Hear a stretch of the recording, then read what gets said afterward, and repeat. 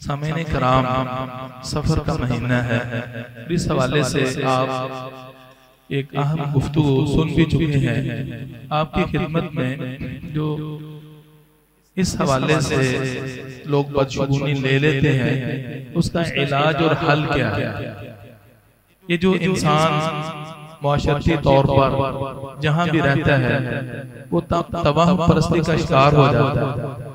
शर्म कोई रहनुमाई हिदायत, आखिर में क्या करना चाहिए कि इस किस्म की जो बदगुमानियां हैं, इस किस्म की बात अशिया में जो हम नहूसत समझ लेते हैं, उससे बदफाली लेते हैं, बदशगुनी लेते हैं, उसको बेबरकत समझते हैं, तो इस किस्म के ख्यालात और तसव्वुरात को हम अपने से कैसे दूर करें। ये ज़हन में रखिए, इस किस्म के जितने भी ख्यालात हैं उसका ताल्लुक मादियत से हो। बज़ाहिर कोई चीज देखी, इंसान समझे कि ये मुझे नुकसान पहुंचाएगी, ये मुझे जरर पहुंचाएगी। जिस तरह के माशरती तौर पर हम ऐसा देखते भी हैं और लोग करते भी हैं। चलते हुए काली बिल्ली रास्ता काट दे तो इसको बुरा समझते हैं। इंसान सुबह के वक्त निकले, पीछे से कोई आवाज दे तो कहते हैं अच्छा नहीं किया गया। सुबह के वक्त जब कोई इंसान सौदा बेचता है दुकान मार्केट में, तो इंसान जाए और वो ना खरीदे तो वो समझता है जी बोनी नहीं हुई। इसको एक ज़हनी तौर पर गलत तस्वुर करता है। इस किस्म की बहुत सी किसी भी चीज को बेबरकत और बुरा ख्याल करना। अल्लाह सुब्हानहू व तआला के हाथ ही में सब कुछ है। किसी चीज को नफा बख्श बनाए या जरा रसा बनाए, इस चीज का बुनियादी तौर पर जो ताल्लुक है वो अकीदे से है। इसलिए इसके हल में बुनियादी चीजें क्या है, इंसान अल्लाह पे पूरा तवक्कुल करे, अल्लाह पे भरोसा करे। जिन लोगों का अल्लाह पे भरोसा कमजोर होता है और उनके अकायद में कमजोरी या शिरक की आमेज़श होती है, वो लोग ज्यादा इस किस्म के अमराज का शिकार होते हैं। हम खुद भी चूंकि अब शायद दराज तक हिंदू कल्चर से वाबस्ता रहे हैं और बर्रे सगीर पाको हिंद में ये बहुत कुछ असरात जो हमें देखने में मिलते हैं और हमारे आबाओ अजदाद पे ये असरात मौजूद हैं। अब हम कैसे खत्म करें, वो तौहीद की बरकत से खत्म होंगे।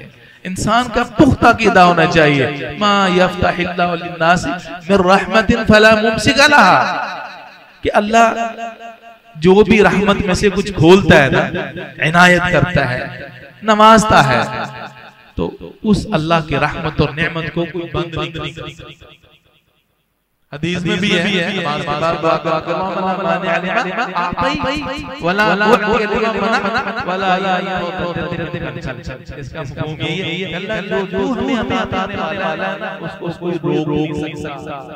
और जो तू ना देने वाला हो तो वो कोई शख्सियत, वो बड़े से बड़ी शख्सियत क्यों ना हो, वो उसको दे नहीं सकती।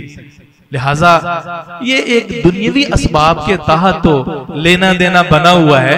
कोई देता है, कोई नवाजता है, कोई खैरात डाल देता है, कोई महरूम कर देता है। दुनियावी ज़राए वसाइल में तो ये चीज चलती है, लेकिन मावराए असबाब वो सिर्फ रब्बुल इज्जत है, अल्लाह सुब्हानहू व तआला है जो नवाजते हैं, महरूम करते हैं, देते हैं जब मशीयत तो नहीं देते।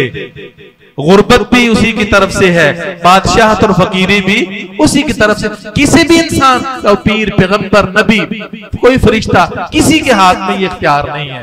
तो जो अल्लाह ना देना चाहे वो कोई दे नहीं सकता। तो खैर, अब जो इस किस्म का मंजर देखकर इंसान कभी महसूस करता है, ख्याल पैदा होता है, यार ये गलत हो गया है, एक ख्याल पैदा हो जाता है ना।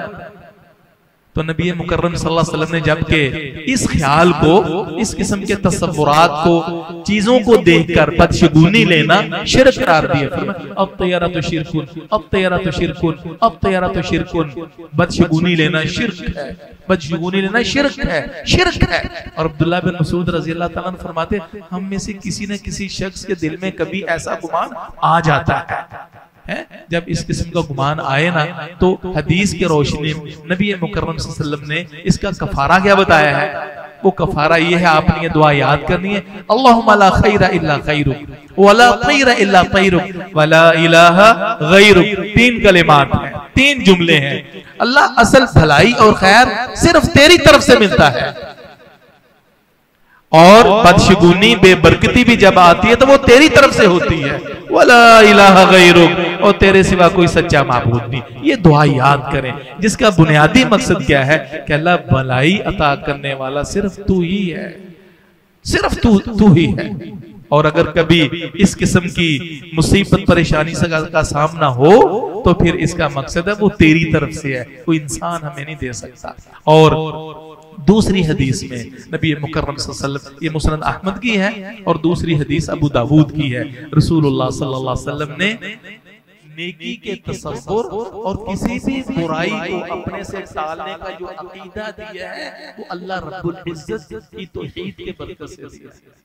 यानी वो ये तसव्वुर होना चाहिए, वो क्या है, जब इंसान देखे ना कोई चीज नागवार सामने आ गई है, दिल में तरद्दुद इज़्तिराब पैदा या वहम पैदा हो गया है, कोई कुछ ना कुछ हो जाएगा, खदशा पैदा, कुछ ना कुछ हो जाएगा, फौरन ये दुआ करें, अल्लाहुम्मा ला यअति बिल हसनाति इल्ला अंत वला यदफउ बिस्सय्याति इल्ला अंत वला हौला वला कुव्वता इल्ला बिक।